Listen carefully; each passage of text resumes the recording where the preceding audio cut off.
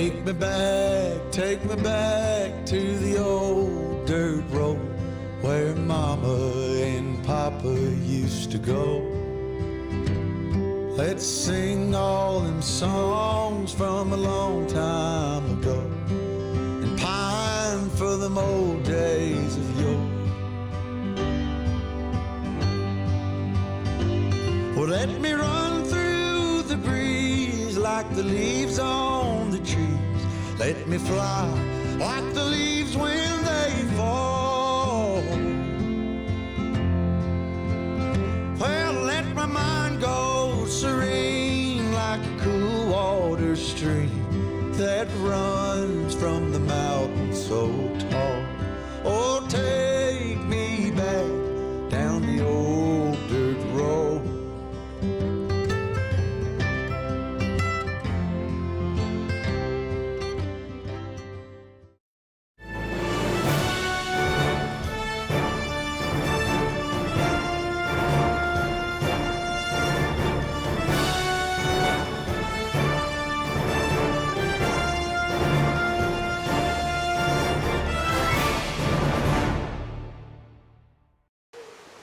So welcome to this new series, guys. It's a little bit of an adventure series, or at least that's what I'm labelling it as. And today we're at Wortley Top Forge. It's just on the outskirts of Barnsley, and it's a place where I haven't been since I was a kid. A very small kid.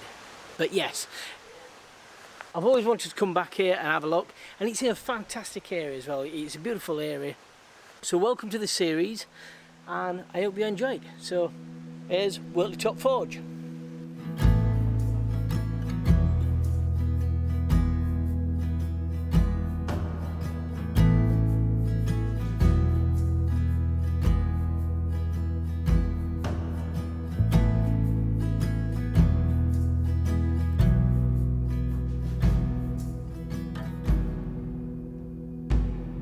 Ironworking has taken place in the Don Valley probably since at least the 1300s. There's iron ore in the ground. The Tankersley seam goes across South Yorkshire. There are plenty of woods which will give you timber which can be turned into charcoal, which you need for iron smelting. And if you're going to use water power, we've got the River Don. Top Forge and Low Forge were built by Sir Francis Wortley, who lived up at Wortley Hall, sometime during the 1630s. He probably borrowed money from his mother, who was by that time the Dowager Countess of Devonshire. The forges were leased by the Wortley family to the Spencer Founds syndicate. The Spencer family came from Shropshire and brought their ironworking knowledge with them. John Spencer later would acquire Cannon Hall. The Spencer family eventually managed to control 25 ironworks between Derbyshire and Kirkstall Forge in Leeds. It covered a big area. Most of these forges would be on 25-year leases, and so long as they could bid more than the local man on the ground, they would get control of the forges. The forge was built by 1640, but by 1642 the Civil War had broken out between Oliver Cromwell and Charles I, and Sir Francis Wortley would become a very keen cavalier. He had about 900 men and went gallivanting round South Yorkshire, attacking the parliamentarians.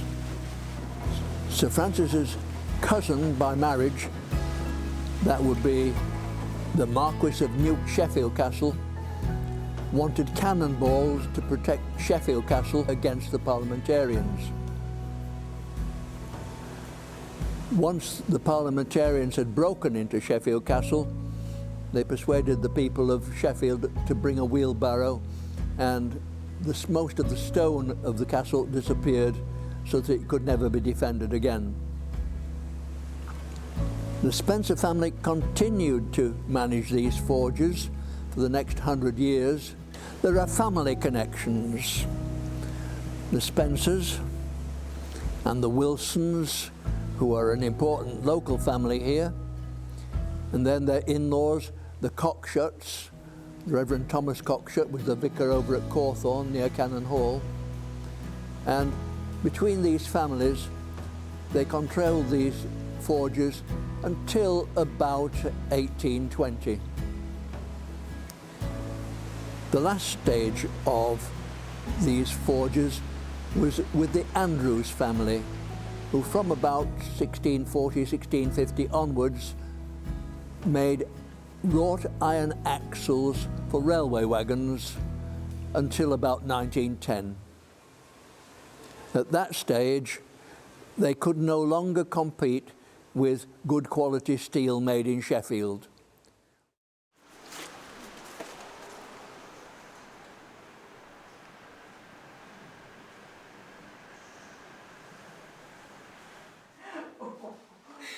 Thanks for joining us today. We're at Wortley Top Forge. Now, to be honest with you, a little bit of a secret. I haven't been here since I was a wee kid, right?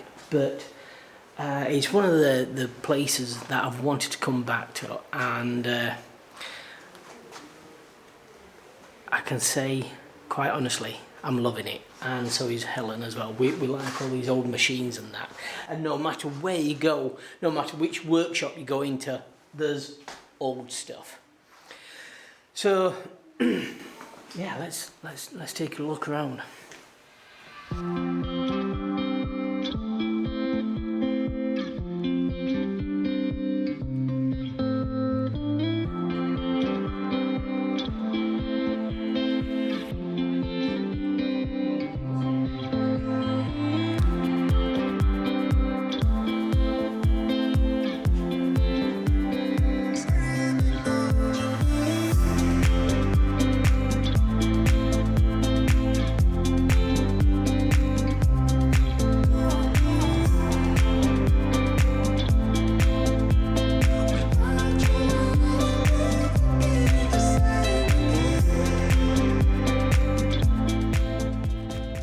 So I think you get the idea, guys. I mean, there's so much stuff to see here. It's unreal.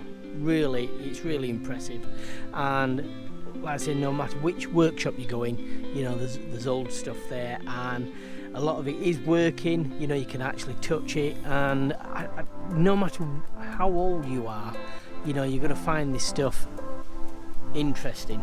And for the cost of just £3 per person, it's absolutely fantastic value for money.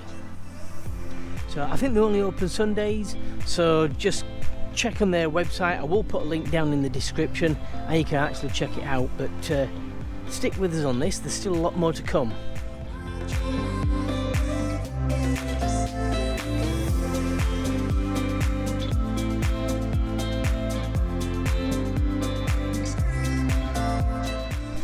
That's for the big kids. What about the small kids? Well, check this out.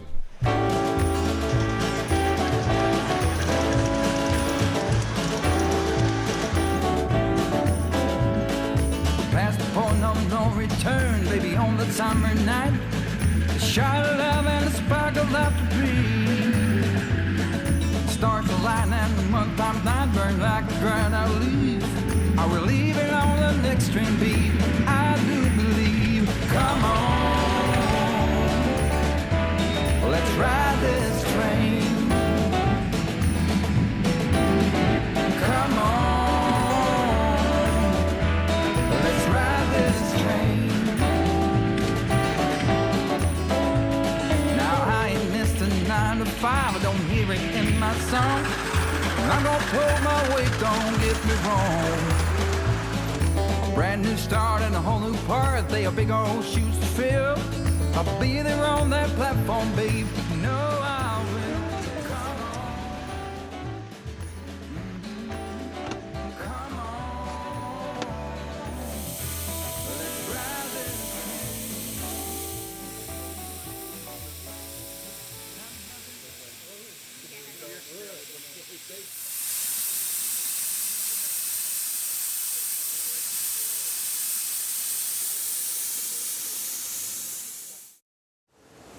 Historically, I suppose the most important character here would be one James Cockshut. From the 1600s, people were making large quantities of cast iron, which contains a lot of carbon, but which blacksmiths can't use. It was James Cockshut, first of all over in Merthyr Tydfil, and then here in Wortley, who developed the puddling process, which converted pig iron into wrought iron. The wrought iron produced at Low Forge would be rolled into bars, and this supported local industry, local wire drawing, local nail making. Top Forge is not a little village blacksmiths. The hammers are heavy hammers, so we're really providing material for the iron trade. The forgers did not employ very many men. Perhaps a couple of dozen men would be employed at Low Forge, where the pig iron was turned into wrought iron and rolled into bars. But here at Top Forge, perhaps only 15 men, a couple of teams around each hammer, a lad to fetch the beer, someone to shovel coal into the furnaces, and someone to look after the horse and cart. The men working here would probably be working something like 10-hour shifts, so they could be working through the night.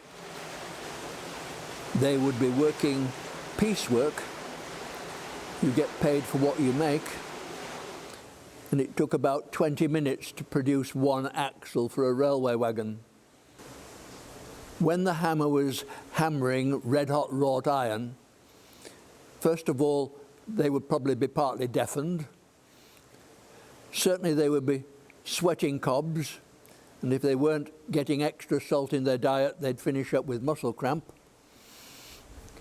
They were being partly cooked by the heat from the red-hot metal. So you can see the large hammer here. You can see the water wheel turning, which quite easily turn the shaft. And you can see here where this hammer is lifted by the 4 spigots on the large wheel. So this would be up, drop, and so on. So it'd be constantly going up and down. So the hammer would be probably rising and falling around about once every 3 seconds.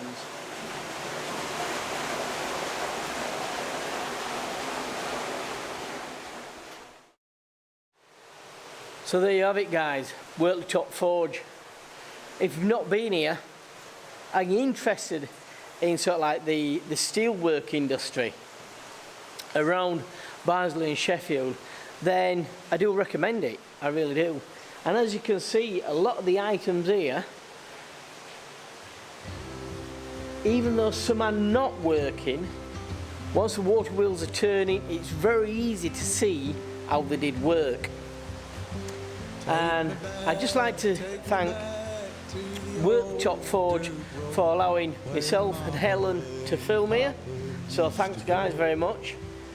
And if you're in the area, please call and support. This is run by volunteers, so there's no big corporations behind this, you know, pumping money into this place.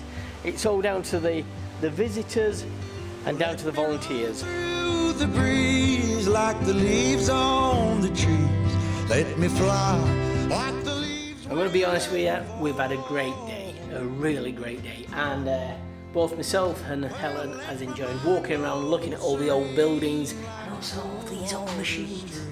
You know, I mean, absolutely fantastic. Whether you're young or old, you know, you still get a buzz out of these, and even the small steam trains. So I'm going to leave this place down in the description. Wortley Top Forge, it's just on the outskirts of Barnsley. If you're passing, for £3 a person, it's a steal. Come and spend the day here. It's absolutely fantastic. Right, okay. What is left to say? See you next time.